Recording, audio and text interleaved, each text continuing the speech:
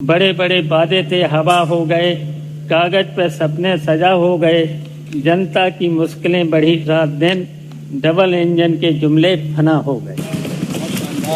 राज्यपाल के अभिभाषण में प्रदेश की आर्थिक स्थिति को सुदृढ़ बताया गया है, लेकिन सच्चाई यह है प्रदेश की अर्थव्यवस्था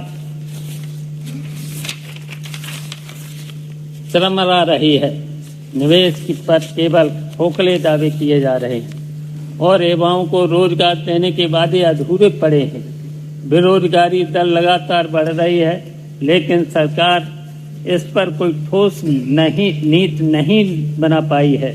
सरकार कह रही है कि उसने गांव में सुविधाएं दी हैं, लेकिन हकीकत यह है कि गांव में साफ पानी, बिजली और स्वास्थ्य सेवाएं आज भी सपना बनी हुई हैं। माननीय अध्यक्ष महोदय, सरकार की योजनाओं की हालत ऐसी है जैसे रेल चली थी सपनों की पटरी पर, टिकट मिला नहीं जनता को, ड्राइवर सो गया कुर्सी पर, इंजन भी हुआ सरकारी घोटालों का शिकार। माननीय अध्यक्ष जी, नेता सदन और उनके मंत्रीगण कहते हैं कि उत्तर प्रदेश डबल इंजन से दौड़ रहा है, लेकिन मैं अपने आपसे कहना चाहता हूं कि उत्तर प्रदेश और विधानसभा के इतिहास में इतनी असंवेदनशील और सांप्रदायिक सरकार कभी नहीं रही है। मुख्यमंत्री जी कहते हैं कि समाजवादी दोहरा चरित्र रखते हैं, लेकिन हकीकत यह है कि सबसे बड़ा दोहरा चरित्र तो भाजपा सरकार का है। प्रदेश में सरकारी स्कूलों की हालत किसी से छिपी नहीं। नेता सदन ने स्वयं ही स्वीकारा है। क्या यही आपका शिक्षा में सुधार है? गरीबों को नफरत की आग में झोंककर खुद सत्ता को सुख लेते हैं। आप समाजवादियों पर कट्टरपंथ का आरोप लगाते हैं, लेकिन असल में आपकी पार्टी समाज की जात और धर्म के आधार पर बांटने का काम करती है। क्या यही सबका साथ सबका विकास? समाजवादियों की सोच सबको समान अवसर देना। समाजवादी पार्टी ने हमेशा शिक्षा को सबसे बड़ा हथियार माना है। हमारी सरकार ने छात्रों को लैपटॉप दिए, मेधावी छात्रों के लिए स्कॉलरशिप चलाई और सरकारी स्कूलों को मजबूत किया। हमने किसी की भाषा और धर्म या पहचान देकर शिक्षा का अधिकार नहीं दिया, बल्कि सबको समान अवसर दिए। भाजपा सरकार के खोखले वादे पर सबका साथ सबका विकास का नारा बेईमानी है। जनता को गुमराह करना ही आपकी कहानी है।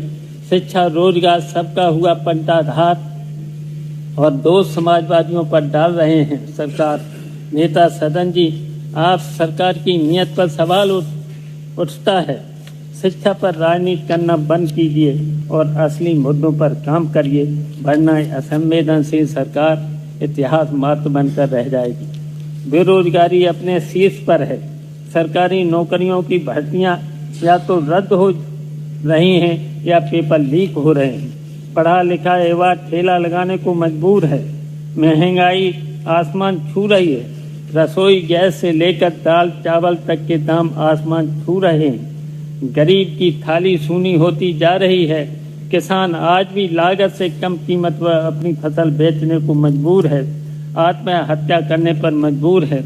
महिला सुरक्षा, बेटी बचाओ का नारा देने वाली सरकार के राज में महिलाएं सबसे ज्यादा असुरक्षित हैं। वादों की यह सरकार सिर्फ जुमले सुनाए, हर मोर्चे पर फिर भी तालियां बजाए। जनता ने पूछा, हक तो जवाब नहीं था, बस भाषण, पोस्टर और विज्ञापन की बरसात रही थी। राज्यपाल महोदय ने अपने भाषण में महाकुंभ 2025 का जिक्र किया था। वास्तव में यह महाकुंभ आस्था के नाम पर अव्यवस्था का महापर्व बन गया है। तथाकथित भव्य और ऐतिहासिक महाकुंभ 2025 की असली तस्वीर प्रस्तुत करना चाहता हूँ, जिसे सरकार ने जनता के पैसे से प्रसारित किया है, लेकिन जनता के लिए विनाशकारी बना दिया है। सरकार ने बड़े बड़े दावे किए, डिजिटल कुंभ, स्मार्ट इंफ्रास्ट्रक्चर, स्वच्छ गंगा, सुरक्षित आयोजन, लेकिन हकीकत यह है कि इस बार का महाकुंभ अवस्थाओं और भ्रष्टाचार ढकोसलाने का महा उदाहरण बन गया। इस सरकार के लिए गंगा सिर्फ एक इवेंट मैनेजमेंट का हिस्सा बन गई। जितना चमका सकते हैं चमका दो, असलियत कोई न कोई देख। करोड़ों रुपए बहा दिए गए, लेकिन गंगा का पानी आज भी आचमन योग्य नहीं है।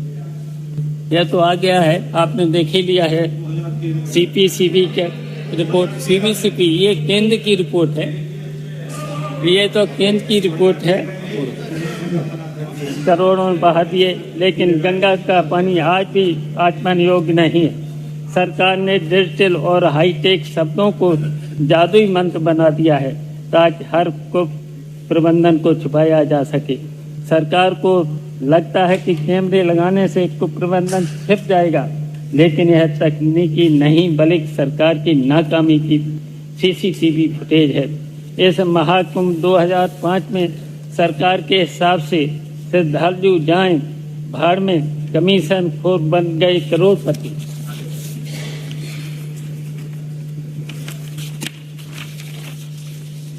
VIP टेंटों में AC और विदेशी सुविधाएं और आम लोगों के लिए टूटी सड़कों पर रात गुजारने की मजबूरी।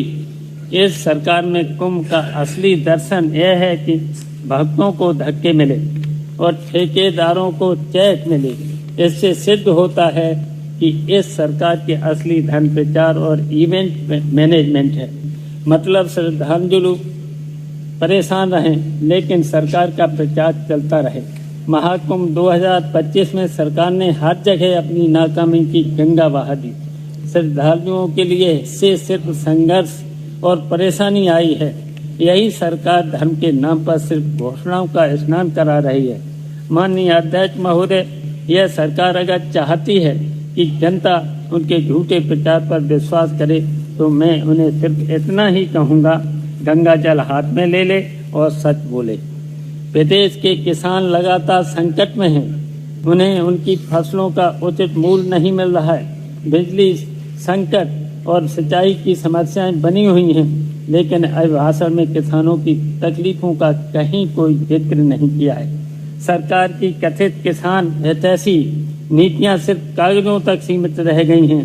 प्रदेश कानून व्यवस्था की स्थिति दिन ब दिन खराब होती जा रही है। महिलाओं के खिलाफ अपराध बढ़ रहे हैं। व्यापारी और आम नागरिक असुरक्षित महसूस कर रहे हैं, लेकिन सरकार मूक दर्शक बनी हुई है। राज्यपाल महोदय के अभिभाषण में इस गंभीर समस्या का नजरअंदाज किया गया है। सपने दिखाए थे सोने के महलों के, हकीकत टूटी झोपड़ी भी चली गई। डबल इंजन का नारा दिया था, पर ट्रैक पर ही पटरियां पड़ी रह गई।